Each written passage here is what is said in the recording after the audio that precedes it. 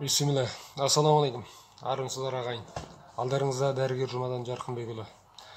Жақында бізге бір көрермендеріміз, бір емес, бірнеше көрермендеріміз хабарласып, пікір қалдырып, ревматоидты артрит, яғни желғыз тектес буын қабыны ауру туралы, жағдайында қандай бір ем жасауға болады, жеңілдетуге болады, сол туралы айтуымызды өтінген екен. Бүгін иншалла осы жөнінде лекция айтатын боламыз. Ендеше ары қарай жалғасы тыңдаңыздар. Бұл ревматоидты артрит, қазақша желғыз тектес буын қабынуы. Көбінесе әйел кісілерде болатын буын қабыну ауруының бір түрі.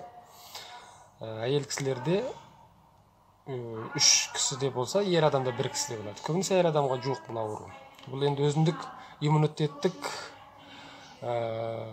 түріне жататын аурудың бір түрі, яғни аутоиммунитеттік аурулардың қатарында.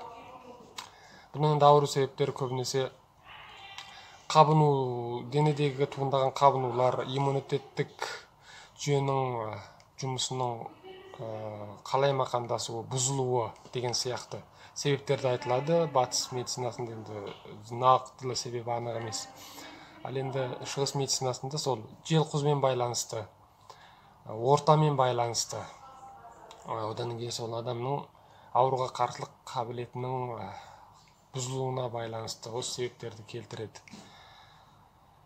Бұл аурудың ауру белгілері көбінесе ұсақ буындарда болады, әсіресе білезік, сосын саусақтарда. Одан кейін басқа да шынтақта да болуы мүмкін, тізеде, одан кейін аяқ буындарында, бақайшықтарда, одан кейін тобықтарда деген сияқты. Ал енді негізгісі параллель күйде осы 2 білезік пен 2 саусақта.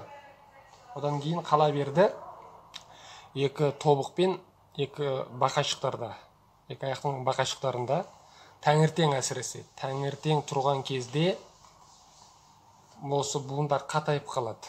30 минуттан артық жалғасады. Егер де сізде, сіз әйел кісілерде дедік, сізде болса сондай белгілер, онда сақтаныңыз.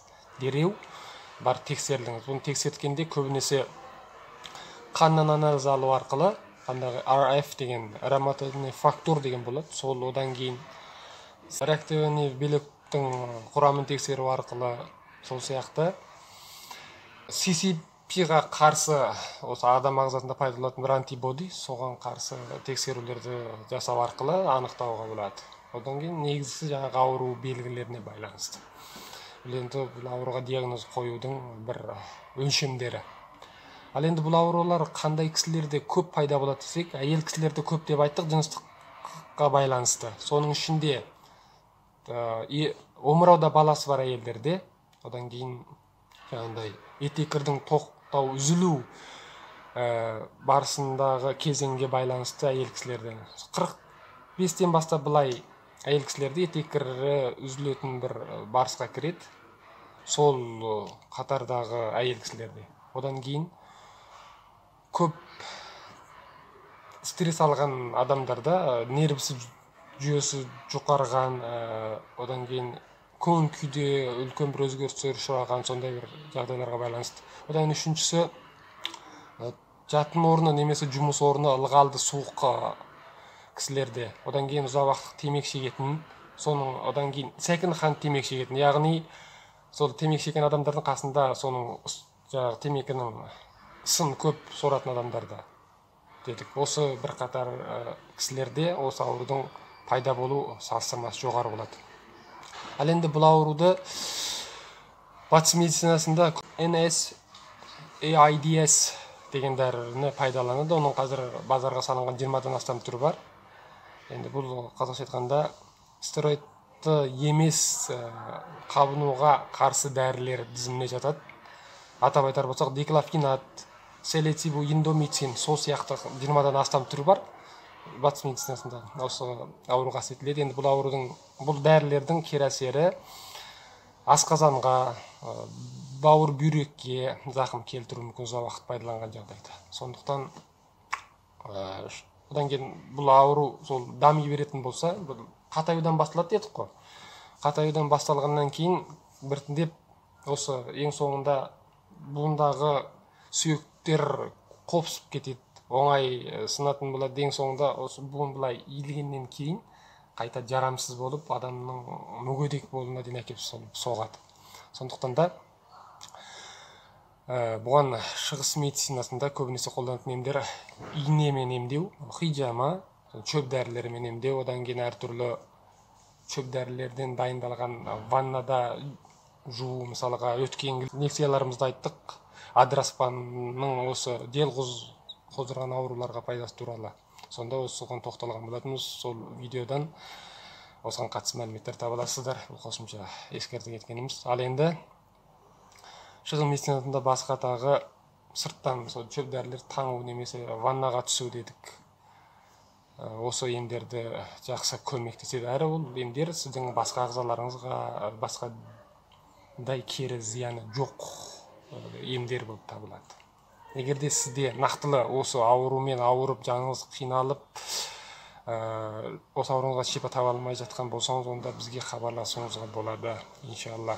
Осыған бізде де пәленбай жылдан бері істеген еңбегімізде көрсеткен нәтижесі жақсы бір көрсеткіштер болды.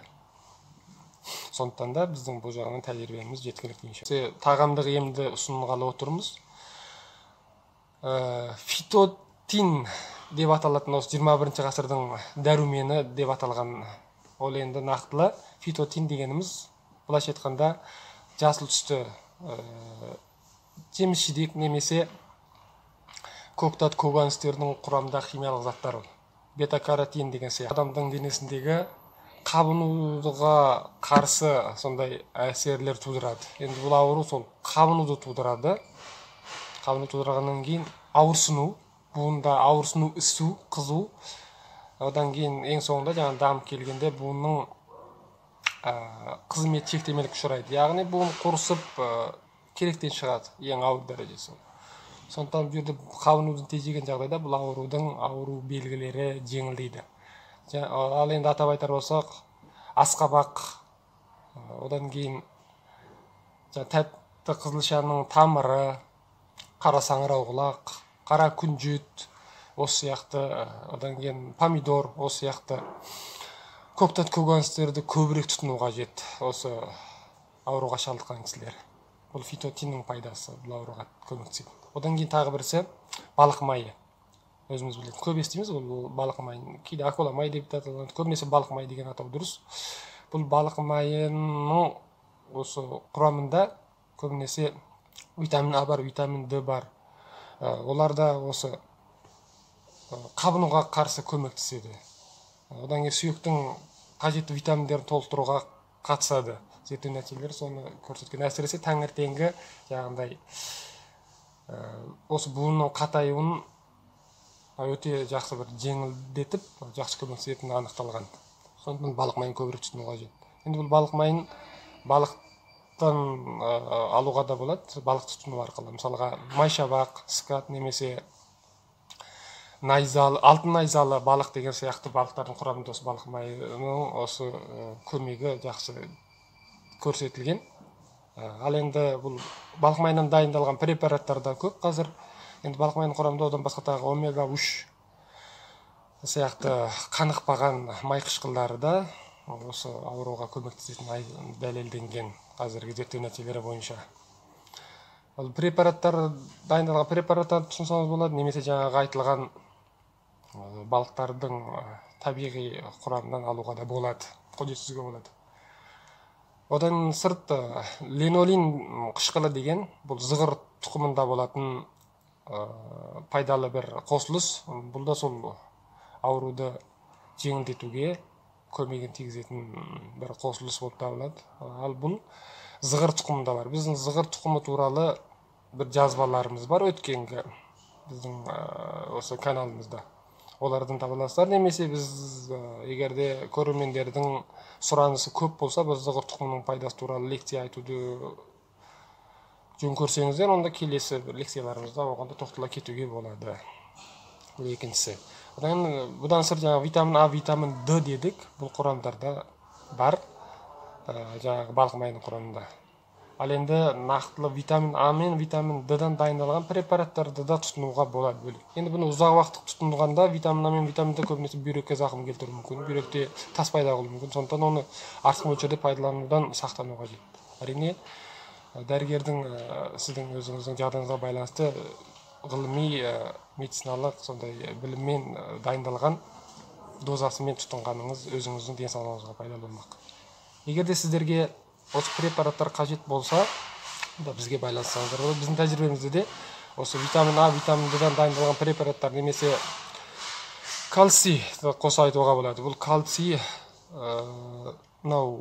қоректік мамандарының ұсынысы бойынша жоғары кальцийлі, жоғары белокты тағамдарды көп тұтыну қажет деп айтылған осы ауру бар кісілерге. Яғни кальцийдің препараттарын да тұтынуға болады. Немесе кальцийді сүттен қабылдауға болады, сиыр сүті әсіресе. Немесе осы препараттарда егерде қажеттіңіз туындаса бізге хабарлассаңыздар, біздің тәжірибемізде бұндай ауруларды көбірек емдейді деп алдында да айттық. Нәтижесі жақсы нәтиже көрсетілген.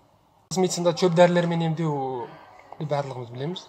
Бұған енді нақтылы рецептпен дайындау керек. Әрине көп қолдады шөптердің тізімдігін атап өтер болсақ, бір салар, пісқан оймақ гүлі, одан кейін беже, сол сияқты сары өлең шөбі. Бұның ішінде сары өлең шөбі пәленбай ғасырлардан бері осы ауруға істетіліп келе жатыр. Ол енді көп бөлімі улы ол шөптің, тек тамыры ғана істетіледі. Тамырынан арнаулы әсер ететін құрамдар бөліп алып, оның дәрілері де бар мысалға қолданысқа қазір. Енді ол Қазақстанда бар деп айта алмаймын, өйткені Қазақстанда бәрімізге белгілі шөп дәрімен емдеу өте кенже қалған. Көбінесе шығыс медицинасында Қытайлар да, оңтүстік Корея, Жапон елдерінде осы шөп дәрімен емдеу біршама дамыған. Қазақ медицинасының түбінде өткен ғасырларда бұл шөп дәрімен емдеу әрине жақсы дамыған. Соңғы кездері кенжелеп қалды. Енді бізде соны дамыту үшін ары қарай осы жұмысымызды жалғастырып келе жатырмыз. Сол сияқты шөптерден нақтылы адамның аурудың жағдайына байланысты рецептпен дайындап отырып, шөп тұтыну арқылы осы ауруды жеңілдетіп, немесе біржолата құтылуға да мүмкіндік болуы мүмкін. Енді қазіргі медицинаның тәжірибесімен айтқанда бұл ауру жазылмайды дейді, бірақ дегенмен де жазылатын жағдайлар бар. Әрі оның шешуші кілті ертерек бұл ауруды байқап, ертерек ем жасап, ертерек бұлайша айтқанда араша түсу. Сондықтан да сол егерде тағы да қайталап айтамыз, сіздің қолыңыз әсіресе екі қолыңызбен екі аяғыңызда таңертең тұрған кезде қатаю болса, онда дереу дәрігерге бар тексеріліңіз. Ертерек ауруды байқап, ертерек ем жасаған әлдеқайда әбзел болады. Енді бұл шөп дәрілерді айта кеттік. Енді біз төменде бірнеше үй жағдайында жасалатын тағамдық емдер туралы бөлісе кетсек, соның біріншісі беже, содан кейін жаңағы пияз, тау пияз деп айтылады. Көбінесе бұл әдеттегі пияз дөңгелек болса, тау пияздар ұзыншақ болып келеді, жасылдау келеді. Соның ағы жерін аласыз, тау пияздың ағы, содан кейін күріш лайықты мөлшерде, азырақ тұз деген сияқты. Осыларды араластырып күреге салып, суық су құйғаннан кейін, таза суық су құйып, бәрін қайнатқаннан кейін ботқа күйінде жасап тұтынуға болады. Енді біз осы видеомыздың төменгі түсіндірмесінде бұл рецепті грамммен жазып кетіп қалдырамыз, сол арадан таба аласыздар иншалла. Одан кейін тағы бірісі, тағы бір тағамдық ем, бір салар лайықты мөлшерде әрине. Одан кейін тұз, күріш, осыларды араластырып, тағы да ботқа жасап тұтынуға болады. Бұл енді сол аурудың қозған мезгілінде шұғыл сипатындағы ауруларға жеңілдетудік емдік мақсатқа жетуге болады. Енді бұны да сол жаңағы түсініктемеге жазып кетеміз видеоның астында. Бүгінге айтарымыз осы. Видеомызға міндетті түрде лайк басасыз деп ойлаймыз. Сіздердің лайк басқандарыңыздың біздің жұмысымызды, біздің осы білімімізді қолдағаныңыз болып табылады. Қазақ тіліндегі медицина арнамыздың дамып шарықтау үшін сіздердің қолдауларыңыз бізге ауадай қажет. Әрі білімді бөлісіңіз көпшілікпен. бүкіл әлеуметтік желілерде таратыңыз. Білімді бөлсеңіз көбейеді. Тек өзіңіз ғана емес, жан-жағыңыздарға да осы жақсылықты жеткізіңіз. Соған әрекет жасаңыз. Сонымен қатар, егерде сіз осы бүгінге дейін біздің арнамызға тіркелмеген болсаңыз, қазір көріп отырсаңыз, онда арнамыздағы subscriber, яғни тіркелуші деген жерде қызыл кнопкада тұр. Соны басасыз, қызыл жаңағы қоңырау шарды басасыз, әрі тағы бір түсірсеңіз, қоңырау шарсында сызық пайда болады. Сонда сіз біздің арнамызға тіркелген болсаңыз, әлі біздің видеомыздың жаңаруы туралы ескертпе алып отырасыз. Ағайын ауырмаңыз. Келесі эфирде кездескенше аман сау болайық.